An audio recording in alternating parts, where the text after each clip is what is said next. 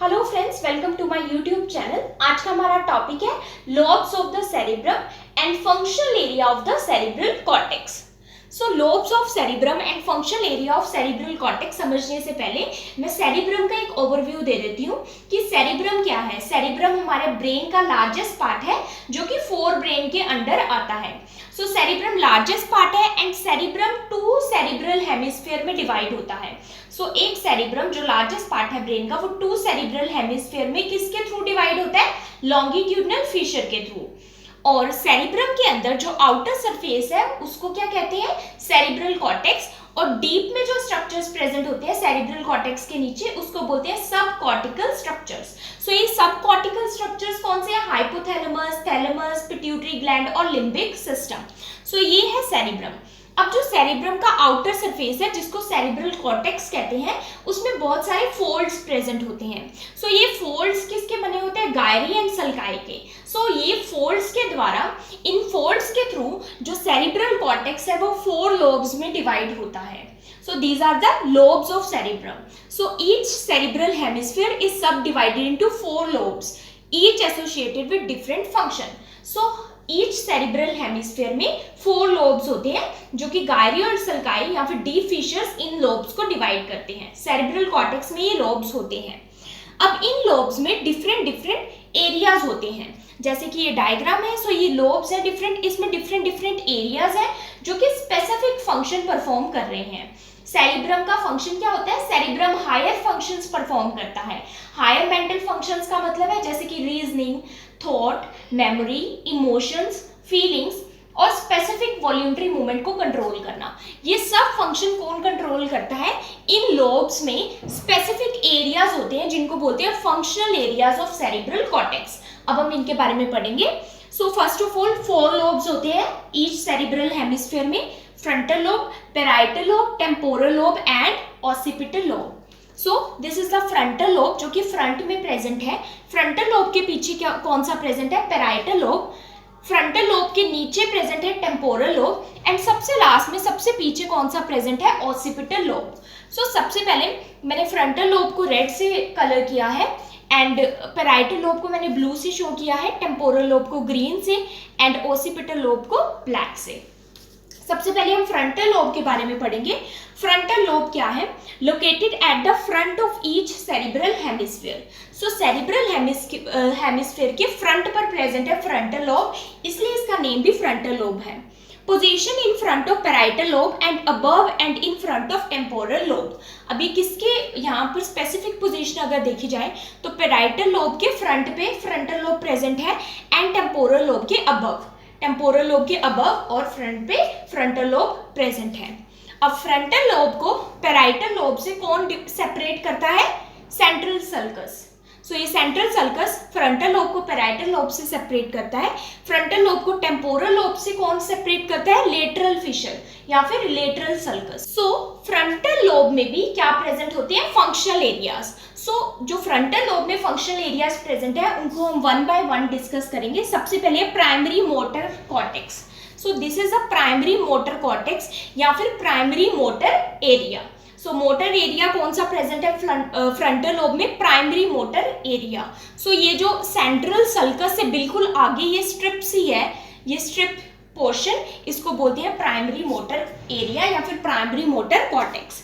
Located immediately anterior to central sulcus. Central sulcus से बिल्कुल front में एंटीरियर में प्रेजेंट है, आगे प्रेजेंट है प्राइमरी मोटर एरिया और एक स्ट्रिप लाइक इतनी सी स्ट्रिप सी प्रेजेंट है प्राइमरी मोटर एरिया की। इसका फंक्शन क्या है प्राइमरी मोटर एरिया का? मोटर का नेम से ही क्लियर हो रहा है, मोटर यानी मूवमेंट। सो ये किसको कंट्रोल करता है? Primary motor area controls voluntary movement. Voluntary movements कौन से होते हैं? जो हम अपनी विल से कर सकते हैं। सो अपनी विल से हम हाथ हिला सकते हैं, बोल सकते हैं। सो ये सब किस में आता है? स्केलेटल मूवमेंट्स में। सो वॉल्यूंटरी मूवमेंट को प्राइमरी मोटर एरिया कंट्रोल करता है, कंट्रोल्स वॉल्यूंटरी और skeletal movement of specific body parts. Now, motor area of right hemisphere controls movement of left side of the body and vice versa. इन्होंने ये बोला है कि जो राइट हेमिस्फीयर में जो मोटर एरिया है वो left side of the body को कंट्रोल कर रहा है एंड जो लेफ्ट साइड में मोटर एरिया है वो right side of the body को कंट्रोल कर रहा है। ऐसा कैसे है? हमारे मोटर एरिया में न्यूरॉन प्रेजेंट होते हैं। सो ये दो न्यूरॉन के साथ ये प्रोसेस होता है। सो सबसे पहले अपर मोटर न्यूरॉन जो कि हमारे ब्रेन से आएगा, ब्रेन में भी किससे, फ्रंटल लोब के प्राइमरी मोटर एरिया से। So these are the upper motor neuron जो कि मैंने ग्रीन से हाईलाइट किया है। सो ये अपर मोटर न्यूरॉन इंटरनल कैप्सूल से होते हुए मेडुला ऑब्लोंगाटा पे क्रॉस होता है। ऐसे मेडुला ऑब्लोंगाटा पे क्रॉस हो जाता है यानी एक दूसरे को क्रॉस करते हैं। सो जो लेफ्ट हेमिस्फीयर से आ रहा था मोटर न्यूरॉन, अपर मोटर न्यूरॉन, वो किधर साइड हो गया, अब राइट साइड, और जो राइट से आ रहा था वो लेफ्ट साइड हो गया। सो मेडुला ऑब्लोंगाटा पे क्रॉसिंग ओवर हो गई न्यूरॉन की। देन ये न्यूरॉन कहाँ जाते हैं, अपर मोटर न्यूरॉन कहाँ गए, स्पाइनल कॉर्ड में। अब स्पाइनल कॉर्ड में क्या होता है, सिनैप्स होता है अपर मोटर न्यूरॉन का लोअर मोटर न्यूरॉन से। सो अपर मोटर न्यूरॉन और लोअर मोटर न्यूरॉन यहाँ पर ज्वाइन होते हैं, सिनैप्स करते हैं और इंफॉर्मेशन को एक्सचेंज करते हैं। अब लोअर मोटर न्यूरॉन कहाँ जाता है, स्केलेटल मसल में। जो भी हमारा टारगेट स्केलेटल मसल है, फॉर एग्जांपल हमने हैंड को मूव करना है तो वहां पर लोअर मोटर न्यूरॉन जाता है। सो इसलिए कहते हैं क्योंकि यहाँ पर न्यूरॉन की क्रॉसिंग ओवर हुई मेडुला ऑब्लोंगाटा पे, इसलिए ये स्टेटमेंट जस्टिफाई करती है that motor area of right hemisphere control movement of left side of the body and vice versa. Here the body is represented upside down, that is the uppermost cell control feet and lowermost control head. अब यहाँ पर primary motor area में क्या होता है, जो upper most sales है वो क्या कंट्रोल कर रहे हैं, हमारे फीट को, और जो लोअर मोस्ट सेल है वो हमारे हेड, नेक, फेस को कंट्रोल कर रहे हैं। सो इसलिए यहाँ पर सेल्स कैसे प्रेजेंट है या बॉडी कैसे रिप्रेजेंट की गई है, upside down. Then size of the areas of cortex representing different body parts proportional to the complexity of the movement of body part, not to its size. अब वैसे तो हमारा ट्रंक वाला एरिया, जो चेस्ट वाला एरिया का जो skeletal muscle है वो बड़े हैं एज कंपेयर टू हमारे लिप्स या फिर टंग के मसल से। बट कॉम्प्लेक्सिटी किसकी है, हमारे टंग्स और लिप्स ज़्यादा यूज हो रहे हैं मूवमेंट में, हमारी फिंगर्स, हमारे हैंड्स ज़्यादा यूज हो रहे हैं, हमारे फीट ज़्यादा यूज हो रहे हैं। तो इसलिए जो ज़्यादा कॉम्प्लेक्स है, जो ज़्यादा यूज होता है हमारे एरिया, उसके अकॉर्डिंग ही प्राइमरी मोटर एरिया में स्पेसिफिक लोकेशन जो उस एरिया को कंट्रोल कर रही है, उस मसल को कंट्रोल कर रही है, उसका साइज वहां पर बड़ा होगा as compare to the size of the body organ. अब जैसे ट्रंक की इतनी मूवमेंट नहीं है तो ट्रंक वाला एरिया प्राइमरी मोटर एरिया में उसका एरिया छोटा है, ठीक है, और जो हमारे लिप्स या टंग्स हैं वो ज्यादा मूवमेंट कर रहे हैं, ज्यादा कॉम्प्लेक्स है, इसलिए प्राइमरी मोटर एरिया में उनका जो पोर्शन है, उनका जो मोटर एरिया है वो लार्ज है। नाउ जो सेकेंड फंक्शनल एरिया है फ्रंटल लोब का, उसको कहते हैं pre motor area. So this is the pre motor area. So pre motor area कहाँ पर प्रेजेंट है, प्राइमरी मोटर एरिया के जस्ट एंटीरियर में, जस्ट आगे प्रेजेंट है pre motor area. So immediately anterior to primary motor area. So ये another motor area है, इसका फंक्शन क्या है, coordinate movement initiated by primary motor area.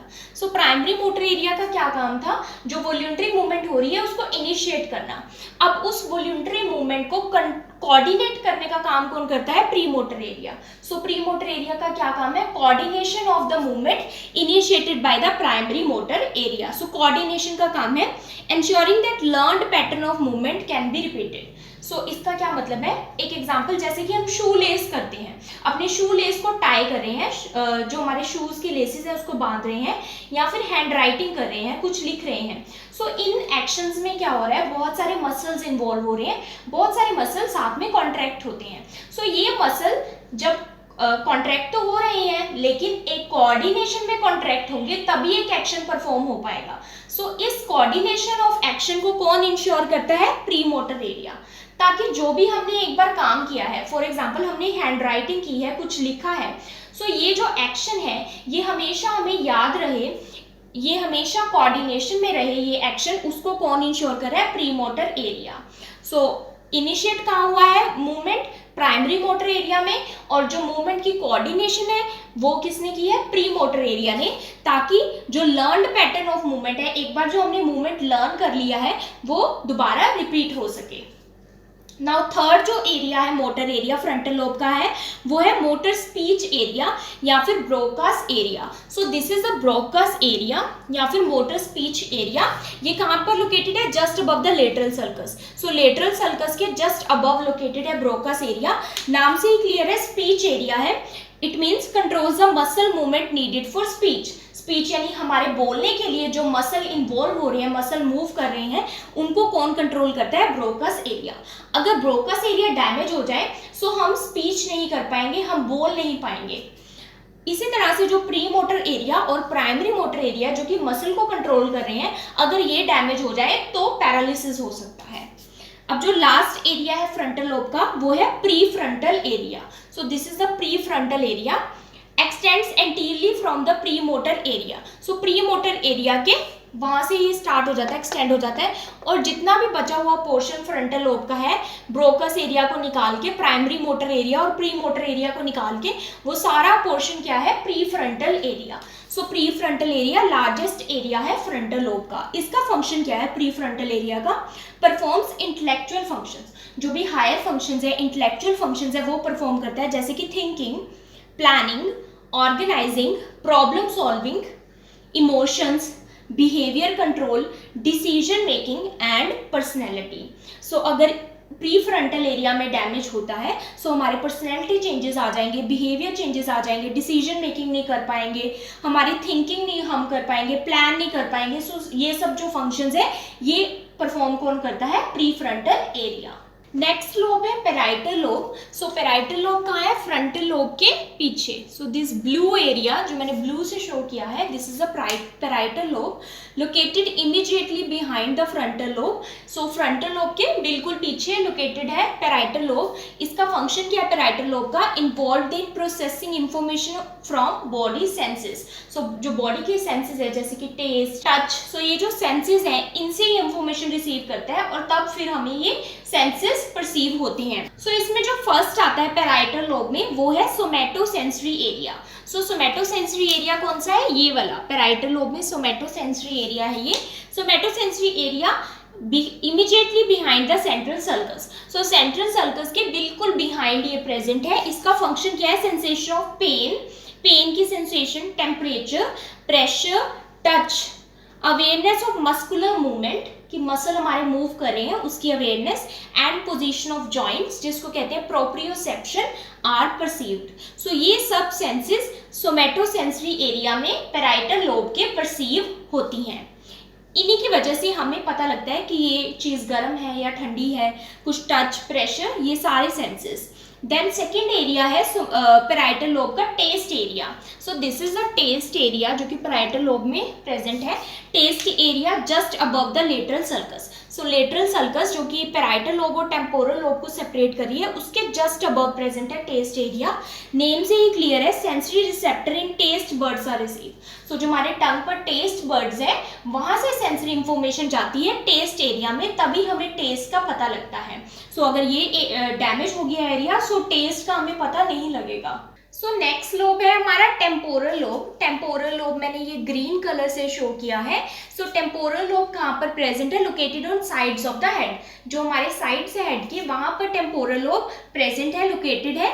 इसमें कौन कौन से एरिया आते हैं? सो फर्स्ट एरिया आता है सेंसरी स्पीच एरिया। सो टेम्पोरल लोब में जो फर्स्ट एरिया है वो है सेंसरी स्पीच एरिया जिसको बोलते हैं Wernicke's area. So this is the Wernicke's area. ये कहाँ पर प्रेजेंट है? Adjacent to parieto occipito temporal area. So parietal के भी बिल्कुल नीचे, टेम्पोरल में आता है, ओसिपिटल के भी बिल्कुल आगे, इसलिए कहा है parieto occipito temporal area. So ये क्या है? इसको भी स्पीच एरिया बोला है, वर्निक्स एरिया को भी। अभी हमने पढ़ा था ब्रोकस एरिया स्पीच प्रोड्यूस करता है। सो ब्रोकस एरिया का क्या काम है? स्पीच को प्रोड्यूस करना, मतलब वर्ड्स को निकालना मुंह से। लेकिन वर्निक्स एरिया का क्या काम है? इन वर्ड्स को समझना। सो वर्निक्स एरिया किस में इन्वॉल्व होता है? Perceiving spoken word. सो जो स्पोकन वर्ड है हमने बोले या किसी ने बोले उसको परसीव करना और समझना, कॉम्प्रीहेंशन, समझना, and intelligence. So understanding language, Wernicke's area या फिर सेंसरी स्पीच एरिया का क्या फंक्शन है? लैंग्वेज को अंडरस्टैंड करना, उसको समझना कि क्या बोला गया है, क्या परसीव जो बोला गया है वो कैसे परसीव करना है। सो this is the function of the Wernicke's area. So Broca's area से कैसे डिफरेंट है? ब्रोकस एरिया का क्या काम है? जस्ट वर्ड्स को प्रोड्यूस करना। सो वर्ड को प्रोड्यूस करने में जो मसल इन्वॉल्व होती है उसको कंट्रोल करता है। वर्निक्स एरिया का क्या काम है? जो वर्ड्स प्रोड्यूस हुए हैं उनको कॉम्प्रीहेंड करना, मतलब उनको समझना, अंडरस्टैंड करना, और इंटेलिजेंस। नेक्स्ट जो एरिया है टेम्पोरल लोब का, वो है ऑडिटरी एरिया। सो ऑडिटरी नेम से क्लियर है, that is hearing area. So auditory area कौन सा है? ये वाला एरिया टेम्पोरल लोब में immediately below lateral sulcus. So lateral circus के बिल्कुल नीचे। इसका फंक्शन क्या है? ऑडिटरी मीन्स जो हियरिंग है उसको परसीव करना। सो हमें सुनाई कैसे देता है? टेम्पोरल लोब के ऑडिटरी एरिया की वजह से। सो कौन सी नर्व आती है यहाँ पर? 8th क्रेनियल नर्व, जो कि कौन सी नर्व है? वेस्टिबुलो कोक्लियर नर्व। सो कोक्लियर नर्व, जो कोक्लियर पार्ट है, वो यहाँ पर आती है नर्व, इसलिए हमें ऑडिटरी एरिया या फिर हियरिंग जो है परसीव होती है, कोई वर्ड हमें सुनाई देता है। देन थर्ड एरिया कौन सा है? Olfactory area. Olfactory area deep in temporal lobe situated होता है, डीप में। सो ऑल्फैक्टरी एरिया नेम से क्लियर है कि स्मेल को परसीव करता है। सो हमें स्मेल कैसे आती है? जो ऑल्फैक्टरी नर्व है, वो फर्स्ट क्रेनियल नर्व है, वो वहां पर ऑल्फैक्टरी एरिया तक जाती है, जिससे हमें स्मेल परसीव होती है। सो लास्ट लोब है ऑसिपिटल लोब। ऑसिपिटल लोब कहाँ पर लोकेटेड है? Located at very back of the brain. So ये बैक ऑफ द ब्रेन में जो मैंने ये ब्लैक कलर से ये पोर्शन शो किया है, this is the occipital lobe. So occipital lobe में कौन कौन से एरिया आते हैं? फर्स्ट है visual area. So visual area, इसमें जो मेन एरिया ऑसिपिटल लोब में आता है वो है विजुअल एरिया। सो दिस इज ये इतना बड़ा ये है विजुअल एरिया। सो ये visual area lies behind the parieto occipital sulcus. So ये जो पेराइटो ऑसिपिटल सर्कस है, जो पेराइटल और ऑसिपिटल लोब को सेपरेट कर रही है, उसके बिहाइंड प्रेजेंट है visual area, covers large area of the occipital lobe. So ये जो ऑसिपिटल लोब का है, ये एक लार्ज एरिया कवर कर रहा है, visual area. So visual means name से क्लियर है, इसके थ्रू हम देख पाते हैं, कोई चीज देख सकते हैं। सो ऑप्टिक नर्व, जो कि सेकेंड क्रेनियल नर्व है, pass through this area. So optic nerve यहाँ पर पास होती है, इस नर्व के थ्रू यहाँ पर इस एरिया में हम विजन कर सकते हैं, देख सकते हैं। देन एक एरिया है the पेराइटो occipito temporal area. So ये जो पेराइटो ओसिपिटो टेम्पोरल एरिया है, ये जो सोमैटोसेंसरी के पीछे जो पेराइटल लोब बचा है, मैक्सिमम पोर्शन इसका कवर करता है, थोड़ा सा ऑसिपिटल लोब का एंड थोड़ा सा टेम्पोरल लोब का पोर्शन ये वाला एरिया कवर करता है, इसलिए इसको बोला है parieto occipito temporal area. Lies behind the somatosensory area. So somatosensory area के पीछे जितना भी पेराइटल लोब बचा है and include most of the parietal lobe. So most of the parietal lobe को ये कवर कर रहा है। इसका फंक्शन क्या है? Special awareness. स्पेशियल अवेयरनेस क्या होता है कि हम एक जगह पर खड़े हैं, एक स्पेस पर खड़े हैं एंड हमारे आसपास जितनी भी ऑब्जेक्ट्स हैं, जितनी भी चीज़ें हैं, उनका रिलेशन क्या है आपस में, हमारा उनसे रिलेशन क्या है। इंटरप्रेटिंग रिटन लैंग्वेज, जो हम रिटन लैंग्वेज जो हम लिखते हैं उसको इंटरप्रेट करना, उसको समझना। And ability to name objects, हम किसी ऑब्जेक्ट का, किसी चीज़ का नेम रखते हैं, ये नेम भी किसके थ्रू होता है? पेराइटो ओसिपिटो टेम्पोरल एरिया की वजह से।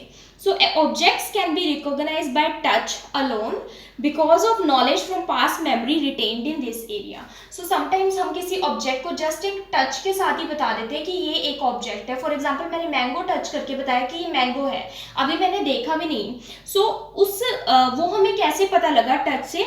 Knowledge from past memory. So पहले पास्ट में हमने जो मेमोरी बनाई हुई है उस ऑब्जेक्ट के लिए, वो कहाँ पर रहती है? पेराइटो ओसिपिटो टेम्पोरल एरिया में। सो इस एरिया के थ्रू हम स्पेशल अवेयरनेस करते हैं एंड किसी ऑब्जेक्ट को समझते हैं, उसको नेम देते हैं। अगर आपको ये वीडियो समझ आई, so please like, subscribe and share my channel. Also do support women empowerment. Thank you for watching.